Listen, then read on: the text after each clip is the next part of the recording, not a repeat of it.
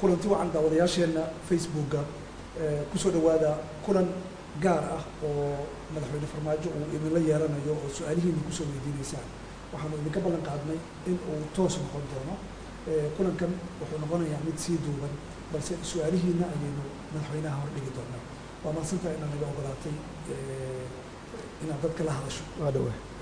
sidee dareemay inaad shacabka la hadasho si toos ay ku daawanayo su'aalahan ay ka jawaabayaan waa ku faraxsan waxaan ka bilaabaynaa Cabdigeesi oo ku sugan Boorama wuxuu leeyahay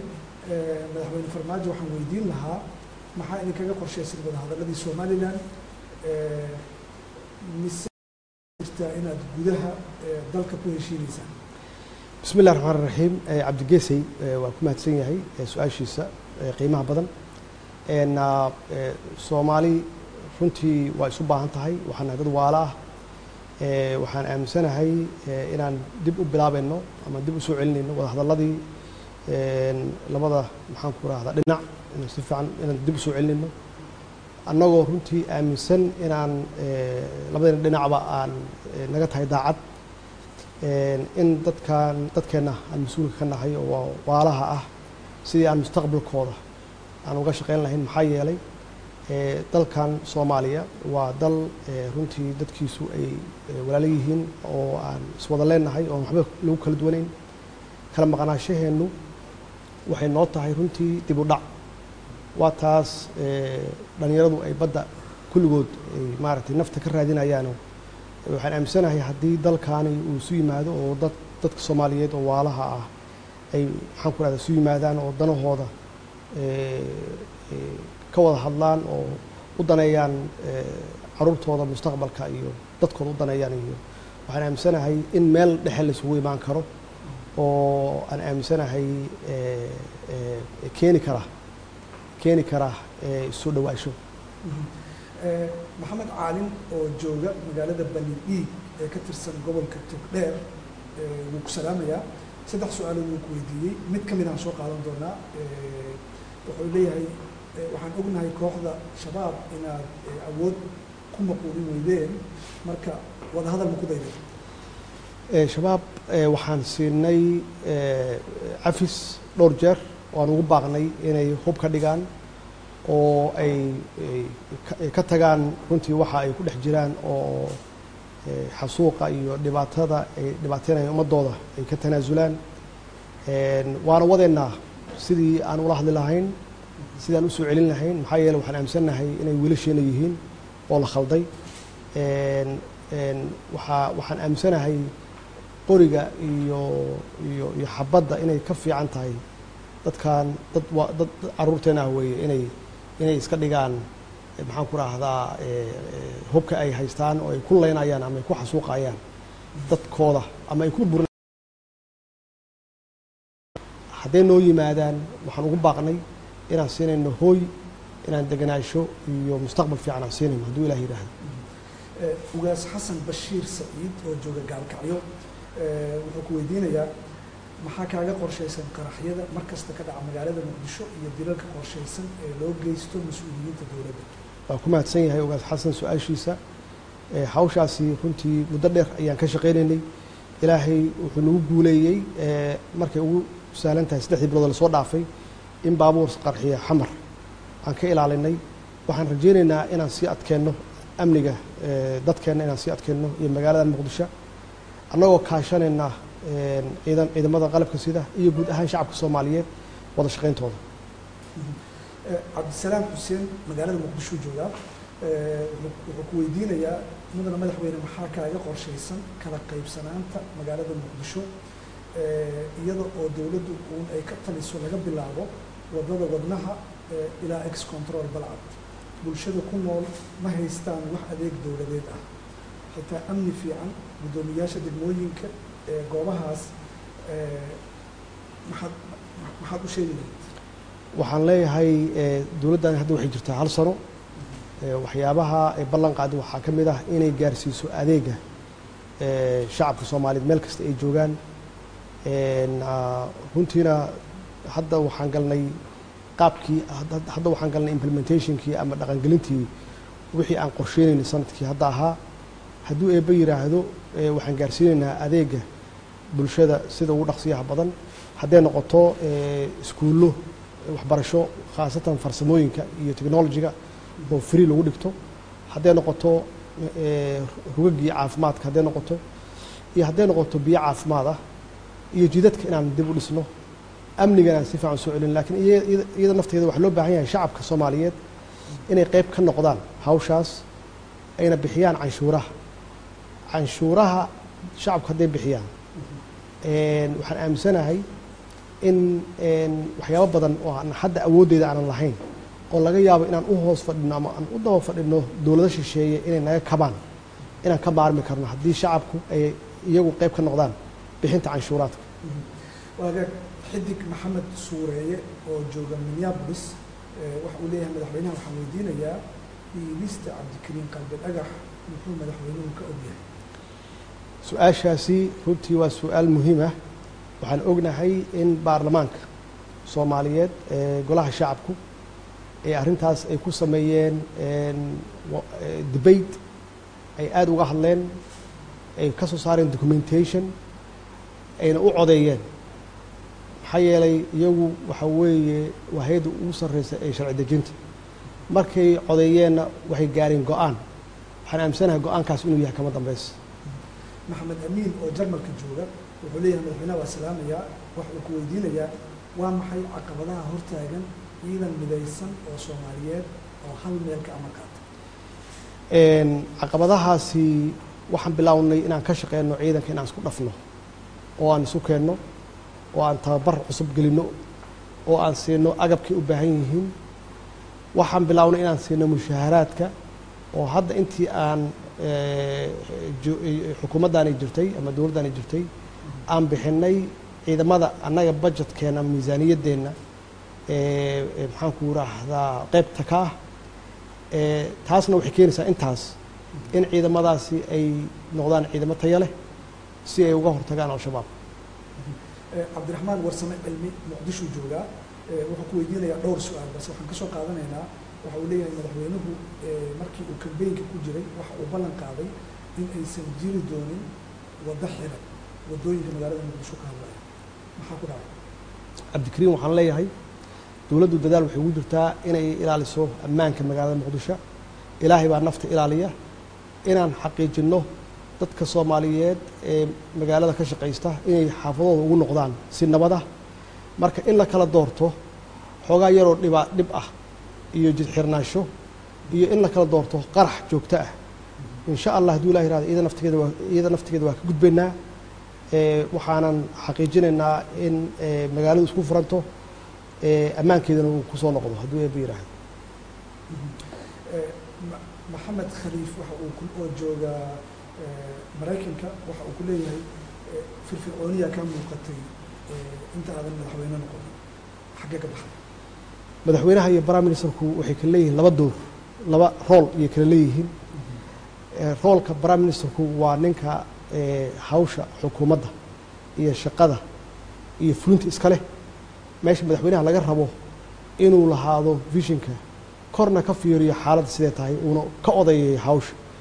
marka waxaan aaminsanahay inaan keenay ra'iisul wasaare wanaagsan oo shaqadiisa ka adag sida hadda aan arkana in ay hayaan xukuumadda hawl wanaagsan aad amaansan tahay waqtigaada waa kaaga mahad celinaynaa dhegeystayaasha iyo daawadayaasha BBC da ay su-aalaha kusoo weydiiyey oo aad fursadda siisayna iyagana sidoo kale mahadooda waan kusoo gaarsiinaynaa aad amaansan waa mahadsanta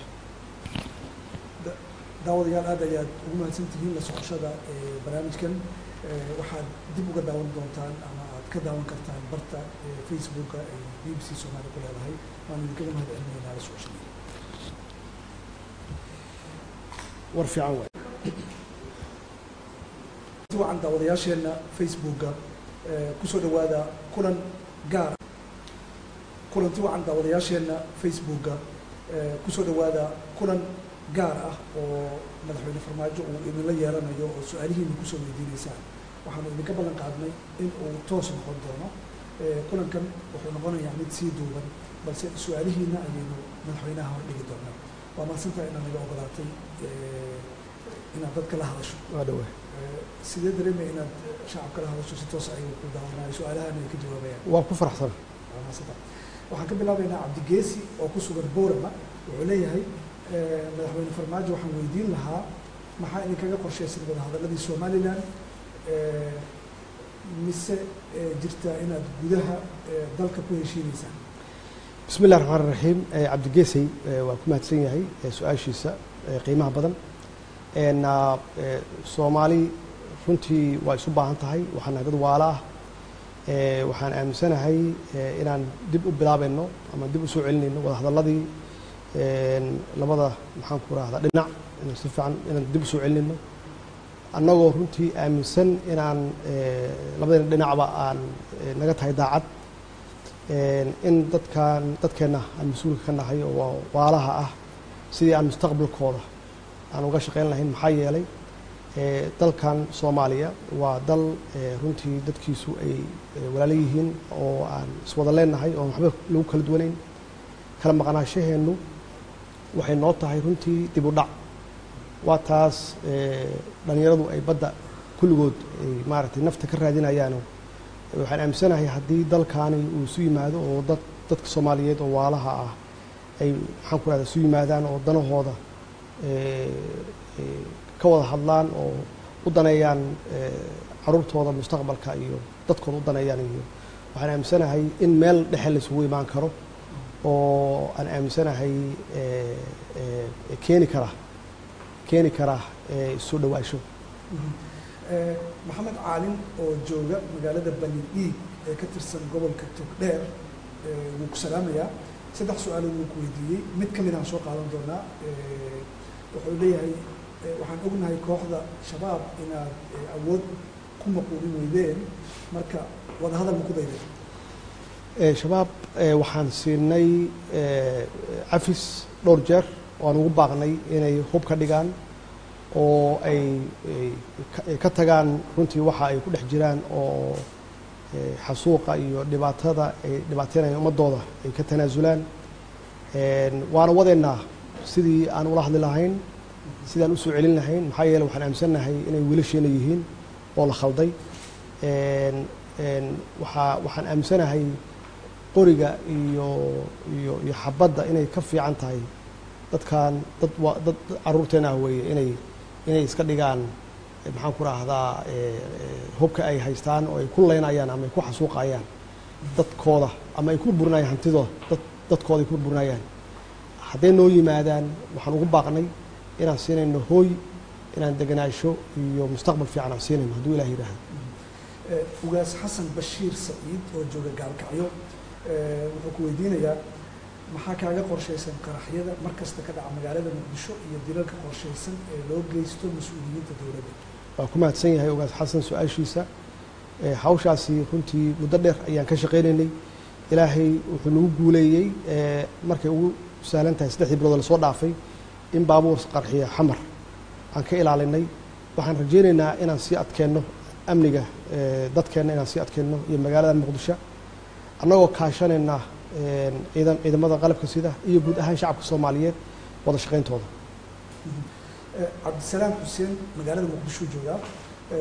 wuxuu ku weydiinayaa mudana madaxweyne maxaa kaaga qorshaysan kala qaybsanaanta magaalada muqdisho iyada oo dowladdu uun ay ka taliso laga bilaabo wadada wadnaha ilaa ex control balcad bulshada ku nool ma haystaan wax adeeg dowladeed ah xitaa amni fiican guddoomiyaasha degmooyinka goobahaas maxaad u sheegi lahayd waxaan leeyahay dowladdan hadda waxay jirtaa 1 sano waxyaabaha ay ballan qaadi waxaa ka mid ah inay gaarsiiso adeega shacabka soomaaliyeed meel kasta ay joogaan runtiina hadda waxaan galnay qaabkii hadda waxaan galnay implementationkii ama dhaqangelintii wixii aan qorsheynaynay sanadkii hadda ahaa hadduu eebba yidhaahdo waxaan gaarsiinaynaa adeega bulshada sida ugu dhaqsiyaha badan hadday noqoto iskuullo waxbarasho khaasatan farsamooyinka iyo technology-ga oo free lagu dhigto hadday noqoto rugagii caafimaadka hadday noqoto iyo hadday noqoto biyo caafimaad ah iyo jidadka inaan dib u dhisno amnigana si fiican soo celin laakiin iyada nafteeda waxaa loo baahan yahay shacabka soomaaliyeed inay qayb ka noqdaan hawshaas ayna bixiyaan canshuuraha shacabku hadday bixiyaan waxaan aaminsanahay in waxyaabo badan oo aan hadda awooddeeda aanan lahayn oo laga yaabo inaan u hoos fadhino ama aan u daba fadhino dowlado shisheeye inay naga kabaan inaan ka maarmi karno haddii shacabku ay iyagu qayb ka noqdaan bixinta canshuuraadka. waagaag xidig maxamed suureeye oo jooga minneapolis waxa uu leeyahay madaxweynaha waxaan weydiinayaa dhiibista cabdikariin qalbi dhagax muxuu madaxweynuhu ka ogyahay? su-aashaasi runtii waa su-aal muhiim ah. waxaan ognahay in baarlamaanka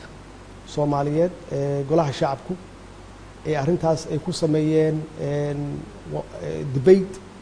ay aada uga hadleen ay ka soo saareen documentation ayna u codeeyeen maxaa yeelay iyagu waxa weeye waa hay-adda ugu sarreysa ee sharci dejinta markay codeeyeenna waxay gaareen go-aan waxaan aaminsanahay go-aankaas inuu yahay kama dambaysa. maxamed amiin oo jarmalka jooga wuxuu leeyahay madaxweynaha waa salaamayaa waxa uu ku weydiinayaa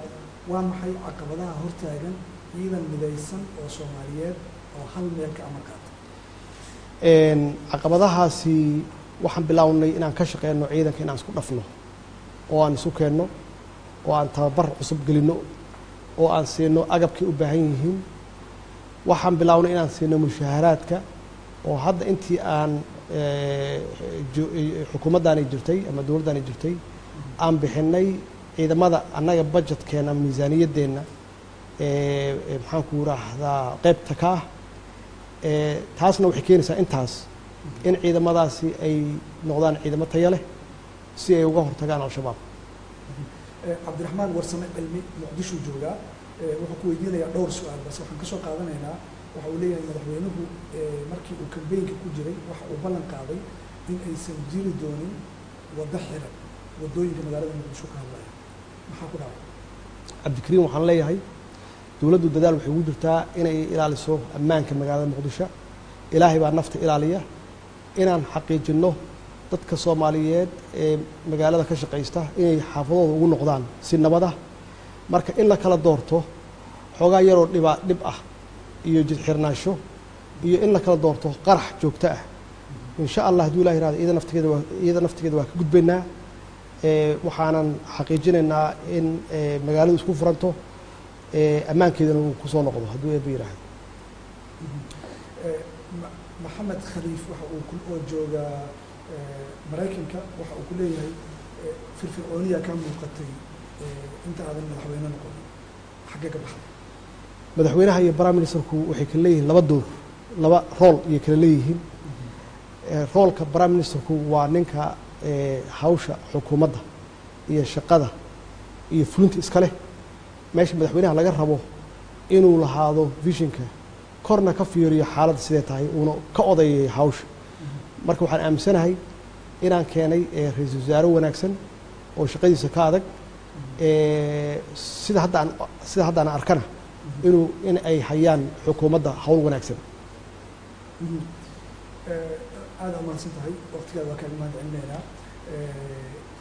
dhegeystayaasha iyo daawadayaasha b b c da ee su-aalaha kusoo weydiiyey oo aada fursadda siisayna iyagana sidoo kale mahadooda waan kusoo gaarsiinaynaa. aada umahadsan. waa mahadsanta. daawadayaal aad ayaad ugu mahadsan tihiin la socoshada barnaamijkan. waxaad dib uga daawan doontaan ama aad ka daawan kartaan barta facebooka ay b b c soomaaliya ku leedahay. waan idinkaga mahad celinaynaa la socoshada. war fiican waay.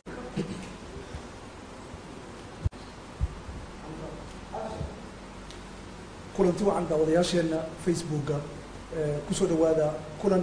gaar ah oo madaxweyne farmaajo uu idinla yeelanayo oo su-aalihiina kusoo weydiinaysaan. waxaanu idinka ballan qaadnay in uu toos noqon doono.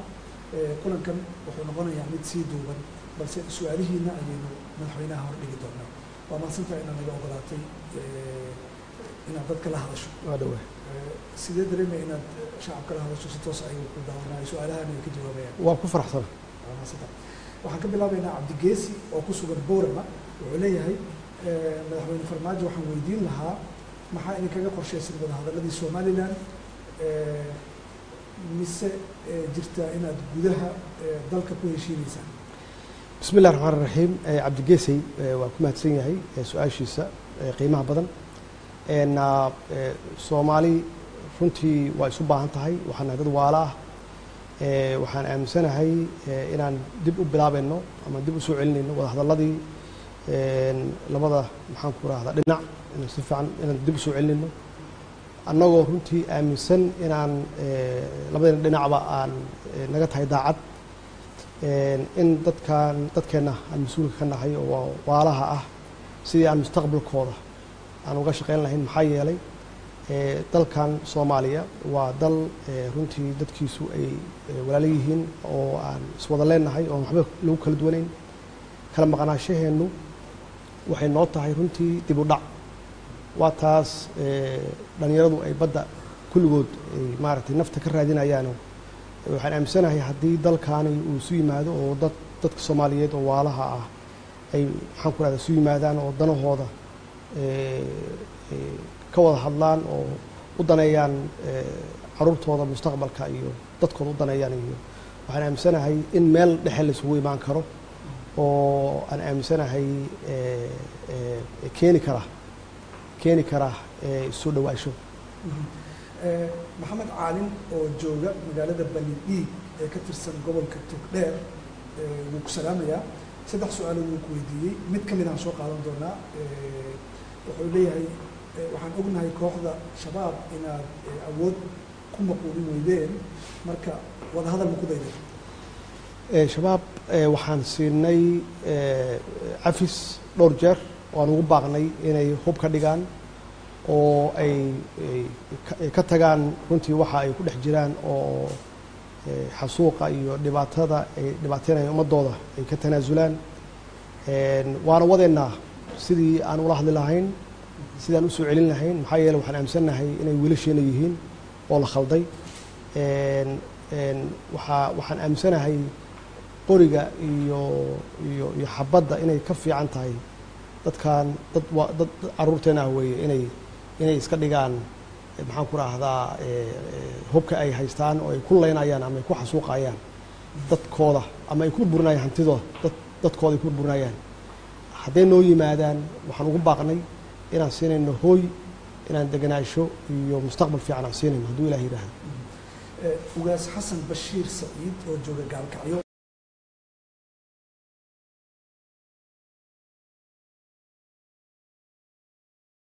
loo geysto mas-uuliyiinta dowladda. waa ku mahadsan yahay ugaas xasan su-aashiisa